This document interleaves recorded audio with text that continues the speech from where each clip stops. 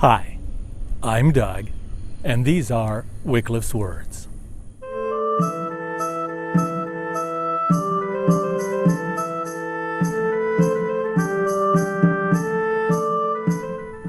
Gosh, that shouldn't have happened. But you shrug your shoulders and say, oh well, it's just the exception that proves the rule. I think most people who say that are suggesting that all rules have exceptions. Therefore, when I come across an exception, it only proves that the rule is valid. Logically speaking, though, that's absurd. An exception to a rule disproves the rule. If that's the case, then where does this saying come from? The accepted answer has to do with an ancient legal doctrine expressed by Cicero. He said that when you make an exception, you are tacitly proving that there is indeed a rule to which the exception has been made. For example, when you tell your kids, okay, you can stay up late tonight, you're implying that there's a rule against staying up late every night.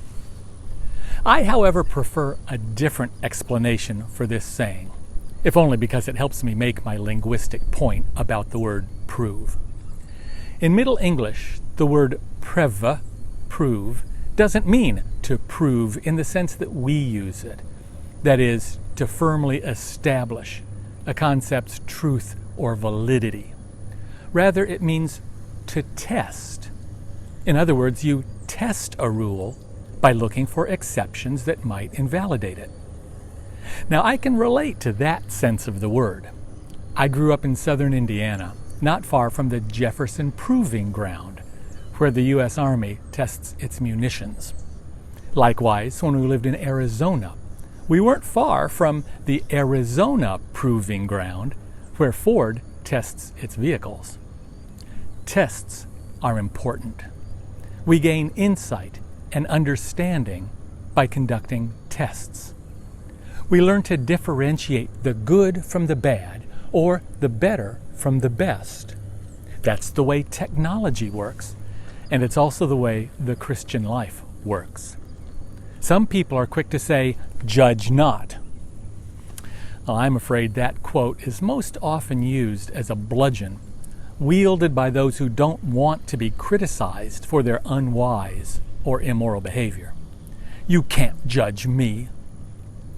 But Jesus and the other New Testament writers repeatedly urge us to be wise and to make good decisions based on sound judgment. We are indeed to judge, but to do so without becoming judgmental. We are to discriminate without being discriminatory. In fact, Paul flatly commands the members of the Thessalonian church to be good judges.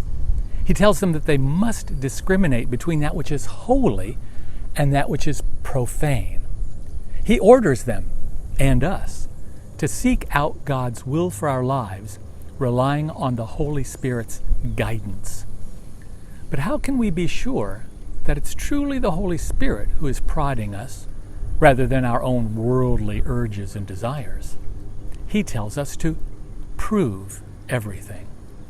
He tells us to test every decision, to differentiate between the good and the bad, and then to cling to those things that are good and reject everything that is evil. We do that by holding up every idea, word, and action to the yardstick of God's revelation. That is, the teachings of Jesus and his apostles, as recorded in the Bible. We adopt those ideas and behaviors that pass the test and toss out all the rest. And those are Wycliffe's words. See you again next week.